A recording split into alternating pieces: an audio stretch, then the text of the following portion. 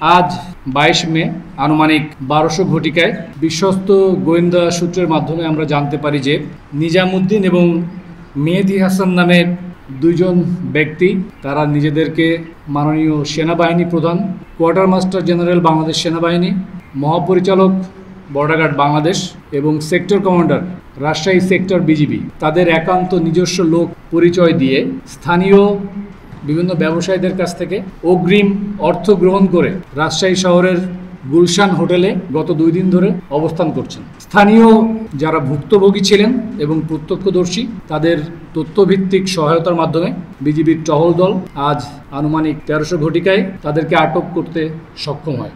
তাদেরকে আটক করে আমরা আমাদের ব্যাটালিয়ন হেডকোয়ার্টার্সে নিয়ে আসি।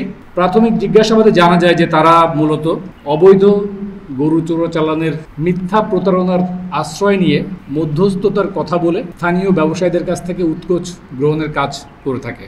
তাদের মধ্যে নিজামুদ্দিন উনি নিজেকে মাননীয় সেনাপ্রধান ম্যাডামের গৃহ শিক্ষক বলে দাবি করেন এবং অপরজন মেহেদী হাসান তিনি নিজেকে এমইএস কন্ট্রাক্টর হিসেবে দাবি করেন। তারা স্থানীয় বিভিন্ন ব্যবসায়ীদেরকে আশ্বস্ত করেন যে সেনাবাহিনী প্রধান এবং বর্ডার গার্ড বাংলাদেশের মহাপরিচালকের সাথে তাদের বিস্তারিত আলোচনা হয়েছে এবং এখন থেকে বর্ডার দিয়ে অবাধে গরু চোরাচালান করা যাবে। এছাড়া সেক্টর কমান্ডার রাজশাহী বিজিবির বরাত দিয়ে তারা আরও জানান, সেক্টর কমান্ডার রাজশাহী বিজিবি জানিয়েছেন তাদের জন্য বর্ডার উন্মুক্ত থাকবে এবং কেবলমাত্র তাদের কর্তৃক নির্বাচিত কিংবা নির্ধারিত যে ব্যক্তিবর্গ থাকবে শুধুমাত্র তারাই এই চোরাচালান করতে পারবে।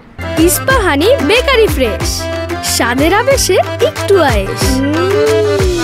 এবং একই সাথে তারা ব্যবসায়ীদেরকে মিথ্যা আশ্বাস দেন যে আজ সন্ধ্যায় এই গুলশান হোটেলে সেক্টর কমান্ডার নিজে সশরীরে আগমন করবেন এবং তাদের সাথে আলোচনা করবেন। এই সব কিছুর বিনিময়ে তাদের যে চুক্তিটা হয়, এক জোড়া গরুর জন্য তাদেরকে ৩৫,০০০ টাকা দিতে হবে এবং ১০,০০০ গরু বর্ডার পার করিয়ে দেওয়ার জন্য অগ্রিম ২০ লক্ষ টাকা তারা দাবি করে।